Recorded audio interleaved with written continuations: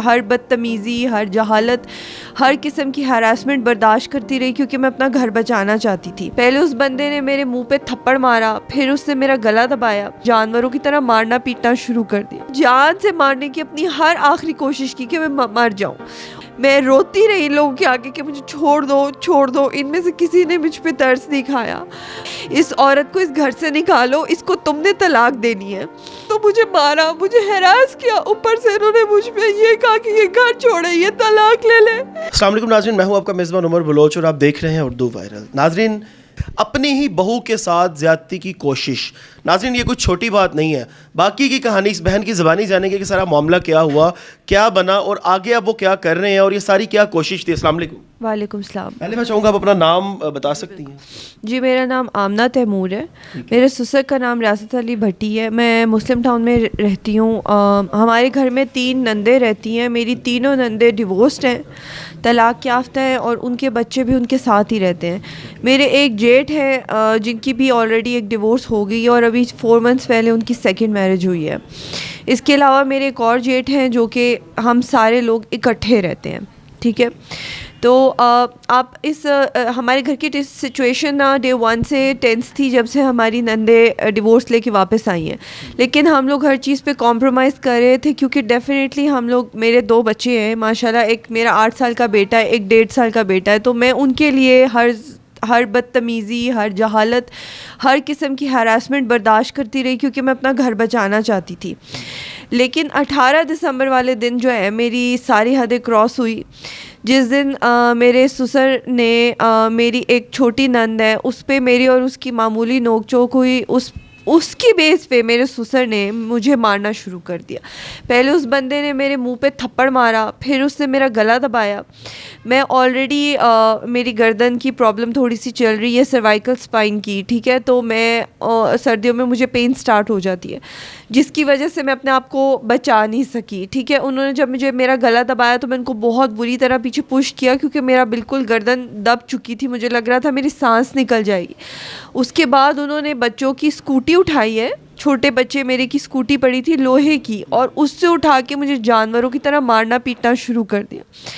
इतनी देर में शोर सुन के उनकी बेटियां आई हैं और उनकी बेटियों ने भी वही हरकत की कि किसी ने मेरे बाल पकड़ लिए, किसी ने मुझे मुक्के मारे और मैं सब ने मिल के मुझ पर तशद्दुद किया। इतना तशद्दुद किया कि मैं नीचे गिर गई। ठीक है, मैं ज़मीन पे गिर गई। मेरे 7 साल का बेटा रोता रहा कि अबू मामा को छोड़ दे, क्योंकि छोटा तो बहुत ही छोटा था।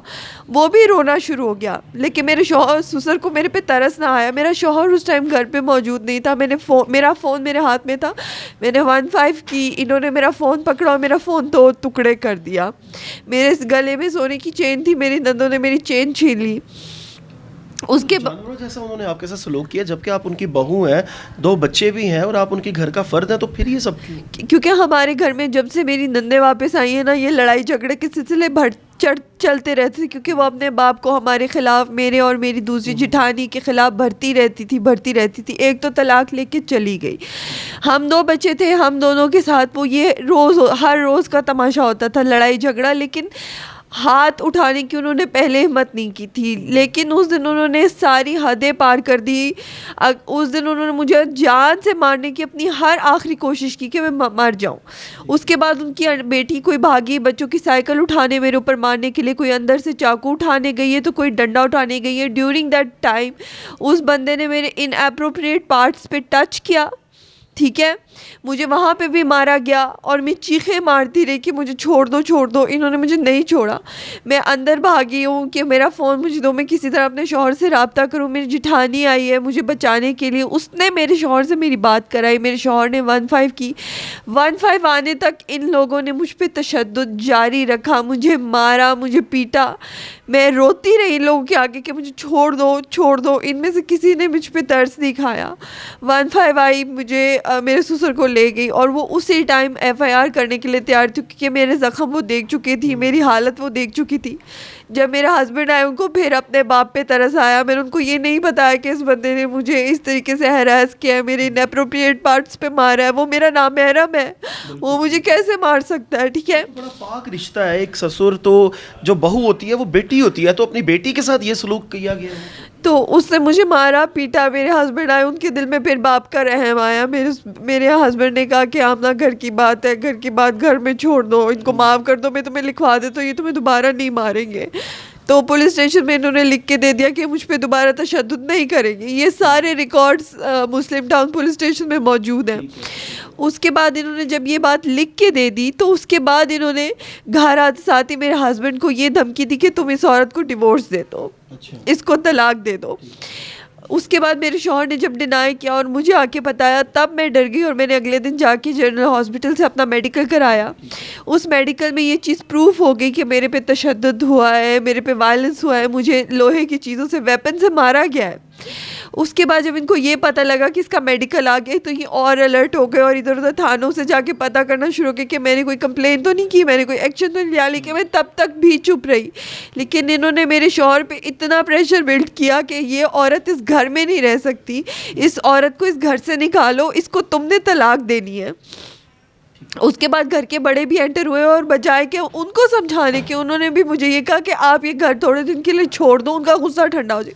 गुस्सा उनको होना चाहिए कि गुस्सा मुझे होना चाहिए। उन्होंने तो गलत किया आपके साथ, बहुत गलत मारा मुझे गया, हैरास मुझे। उसके बाद मेरे ससुर ने मुझे डराने धमकाने के लिए, जब मैं किसी भी सूरत पीछे नहीं हट रही थी, तो मेरे ससुर मेरे कमरे में एक दिन खामोशी से आए। मेरे हस्बैंड अक्सर घर पे मौजूद नहीं होते और उन्होंने आके मेरे साथ मुझे सेक्सुअली हैरास करने की कोशिश की ताकि मैं डर जाऊं और मैं उनकी बात मान जाऊं, उनका मकसद पूरा कर दूं। लेकिन मैं नहीं डरी। मैंने अपने बेटे को बुलाया और मैंने अपने बेटे की मदद से उनको कमरे से धक्के मार के निकाला। जब बेटी आई उन्होंने वही बात की कि मैं तो इसको समझाने आया था, मेरी तो ऐसी कोई नीयत नहीं। और उन्होंने उनके सामने फिर पाक दामन हो गए।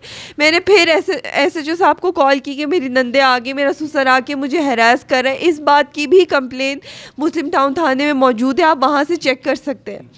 उसके बाद मैंने FIR की तरफ गई। मैंने इन लोगों पे FIR कराई, अपने शौहर, अपने ससुर पे और अपनी 3 नंदों पे मैंने FIR कराई, जिसको कराने में मुझे बहुत मुश्किल हुई। क्योंकि जैसे कि आप जानते हैं मेरे ससुर एक फेमस बंदे और उनके ताल्लुकात हैं, उनके जो भी ताल्लुकात हैं वो उन सब ने यूज़ किया। लेकिन अल्लाह की ज़ात सबसे बड़ी है, ठीक है। मेरी FIR हुई, जिस दिन मेरी FIR हुई उसके 2 दिन बाद उन्होंने मेरे शौहर को आग कर दिया। सिर्फ मेरा साथ देने पे, मुझे तलाक ना देने पे उन्होंने सज़ा मेरे शौहर को दी और उसको इतना प्रेशराइज़ किया कि तुम घर छोड़ दो, अगर तुम घर नहीं छोड़ोगे तो, अगर तुमने इसको तलाक नहीं दी तो तुम घर छोड़ दो, ठीक है। मेरे शौहर, क्योंकि देखिए सब कुछ मेरे ससुर ने, मेरे शौहर ने इनको कमा कमा के दिया, सब कुछ दिया। और जब वो बेबस था तो उन्होंने उस बेबसी का फ़ायदा उठाया। एक तो मुझे मारा, मुझे हैरास किया, ऊपर से इन्होंने मुझ पे ये कहा कि ये घर छोड़े, ये तलाक ले ले।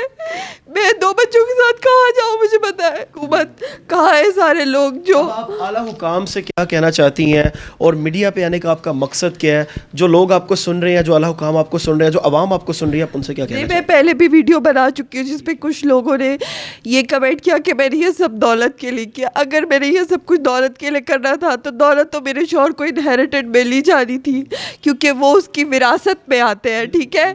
मैं कभी भी कदम ना उठाती, मैं चुप कर इनकी मारें खाती और इनकी हैरेसमेंट बर्दाश्त करती, क्योंकि मुझे दौलत से गर्ज था।